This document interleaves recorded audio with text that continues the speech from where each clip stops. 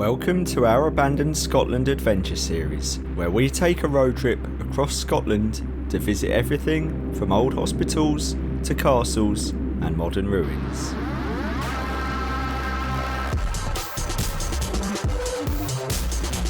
Join us as we document some of the country's most spectacular abandonments.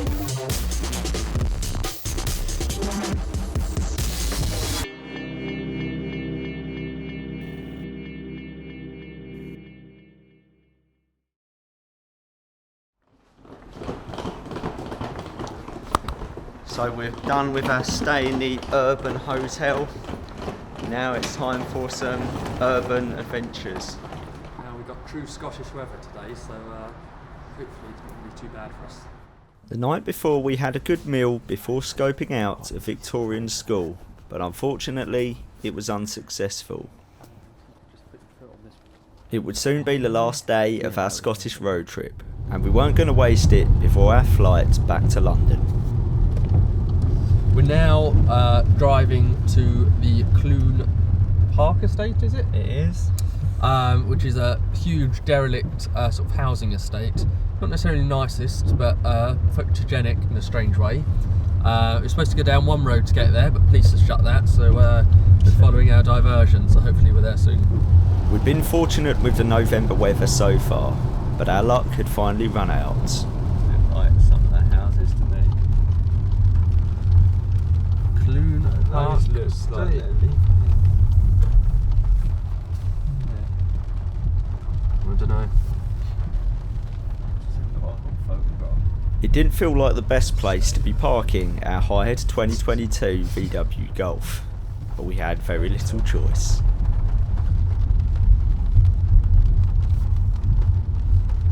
On the left here, you've got the former school and church.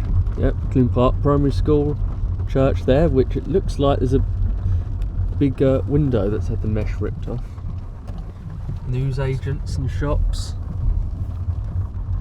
It's like a whole estate or like a little community that's just all abandoned.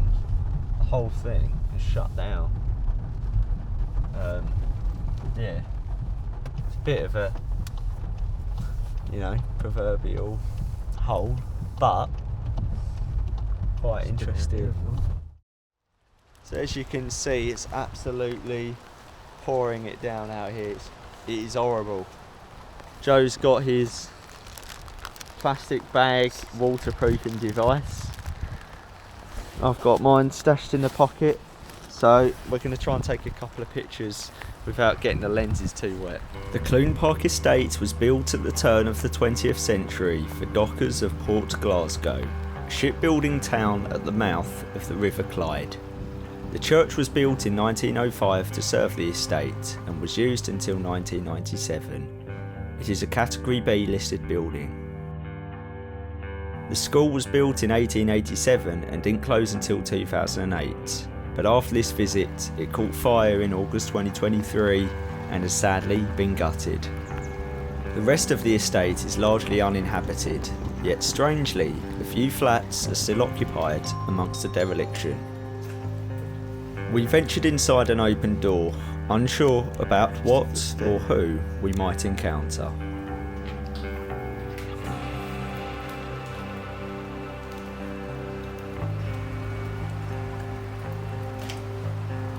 Like many towns in the UK, the Clune Park estate follows a story of industrial decline and a shrinking population. It's places like these that remind you of the side of the UK that often goes unreported. A place where glory days have passed, where in our fickle society, communities are abandoned and next, so are their buildings.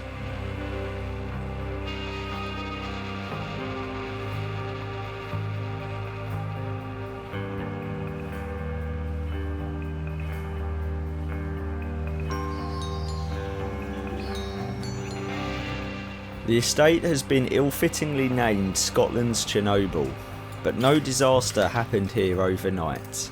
Instead, it gradually fell into the abyss. The buildings tell a story of a community's decline into squalor and the effects of broken window theory. It becomes apparent that the lives of the final residents of this place were often as tragic as the buildings.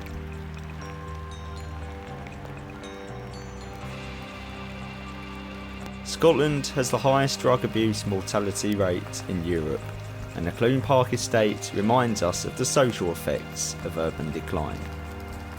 Constantly wiping the rain from our lenses, we took our final shots at the abandoned estate and got ready to leave.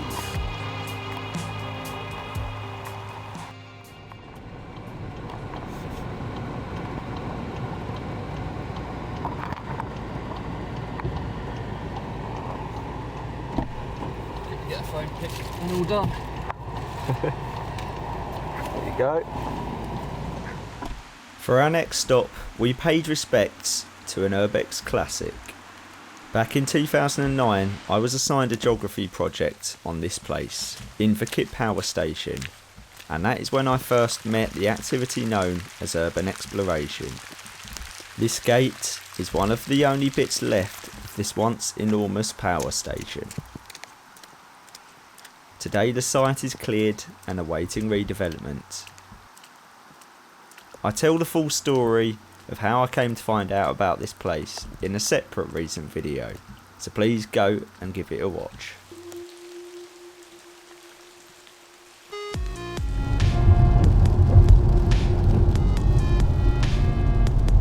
So we're heading over the Erskine Bridge. We're going to the northern side of the River Clyde that eventually goes into Glasgow.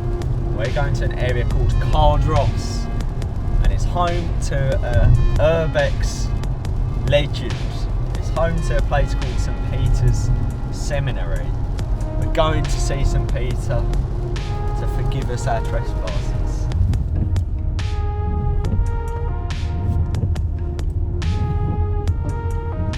We'd have to drop the car off in just a few hours, and with the weather showing no signs of improving, it looked like it was going to be yet another rainy explore.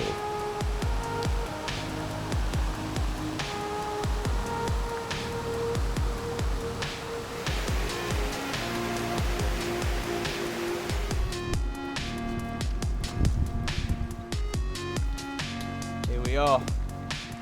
We've made it to the seminary.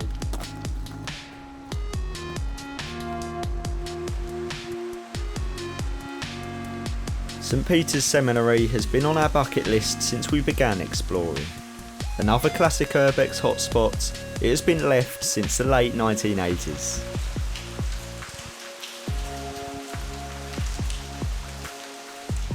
So Liam is getting the camera shot set up. We're going to get two shots of the both of us. Although, because of the layout of this place, Liam has to start it over there. Then has to walk over here. Oh, he's forgotten something.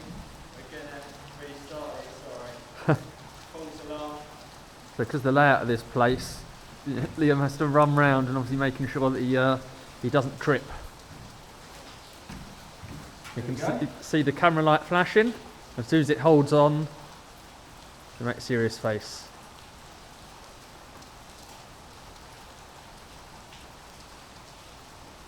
Picture done, I think. I think so. Now Liam has to go all the way back over just to check it's come out okay.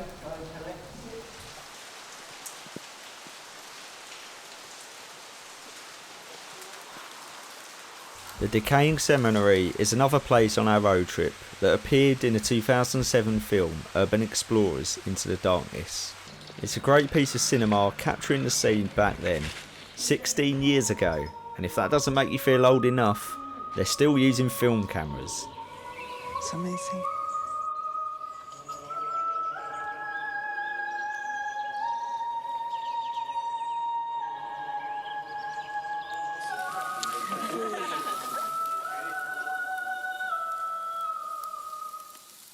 You've got side streets every like 10 miles of the block, and there's like. Fast forward to 2022 and the seminary building is stuck in limbo. Being a listed building, yet seemingly impossible to restore. So it sits as a ruin. And some hate it, some say its design is of world significance. Be sure to watch our separate cinematic video on the seminary to see more.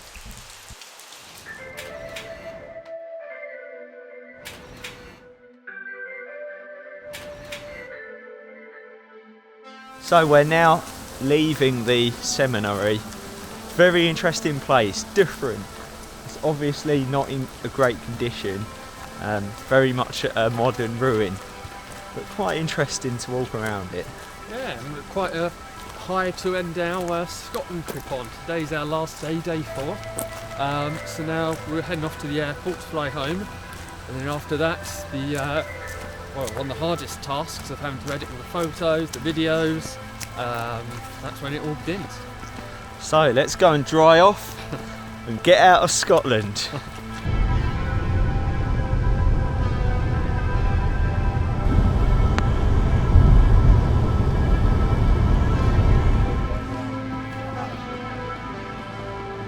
You can see by the state of our bags that we'd had a good few days.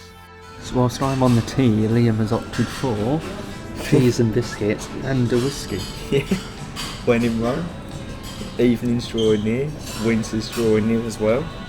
So, you know, got to treat ourselves, haven't we?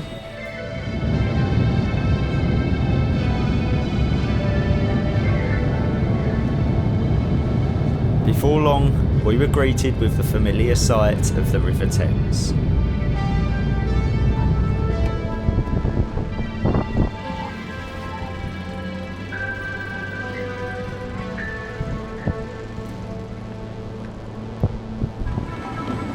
Now we had to make it home.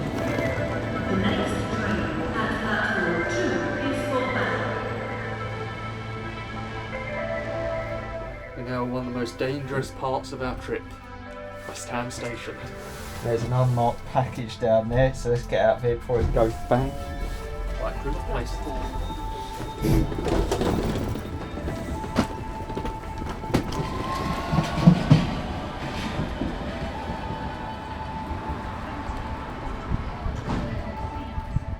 So we have returned. It's been an amazing trip. We've seen so many places. I think I counted, we've seen about 6 asylums, 8 hospitals, and all those other places as well. So we've fitted a lot in. We certainly have. It's been a really good trip. Seen so many different places. It's been a really good one. Months in the planning, and it largely come off as we planned. Yeah, I mean, there was the odd place that we didn't manage to get into, but I think we still had a great adventure just trying to get into them, figure out the sort of potential spots and sneaking around. It's all great fun.